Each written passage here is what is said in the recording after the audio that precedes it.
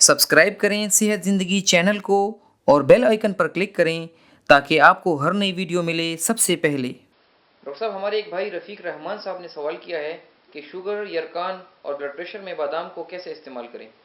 देखें, शुगर वाले भी इसे इस्तेमाल कर सकते हैं, ब्लड प्रेशर वाले भी इस्तेमाल कर सकते हैं।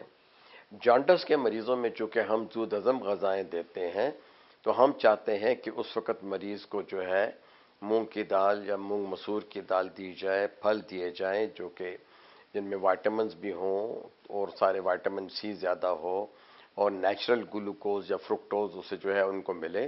और जिगर के ऊपर चूँकि तमाम ग़ज़ाएँ हज़म होने के बाद जो है लिम्फ के ज़रिए जिगर में जाती हैं और फिर जिगर से जो है मुख्तलिफ जो कि उसने काम करने होते हैं ग़ज़ा ने, जो हमें विटामिन, मिनरल्स, प्रोटीन देने होते हैं, वो अपनी अपनी जगह पे जाते हैं। उनकी कोडिंग भी होती है और डी कोडिंग भी होती है। ठीक है, तो अगर बादाम कोई जॉन्डिस का मरीज, चाहे वो जॉन्डिस ए हो, हेपेटाइटिस ए हो या जॉन्डिस बी सी हो, वो जो है इसे खा सकते हैं। हाँ, इसके तेल को न पिएं। तेल चूँकि ऑयली होता है, वैसे तो एंटीऑक्सीडेंट भी है, विटामिन भी उसमें है, ओमेगा 3 भी उसमें है, प्लांट प्रोटीन है इसके अंदर।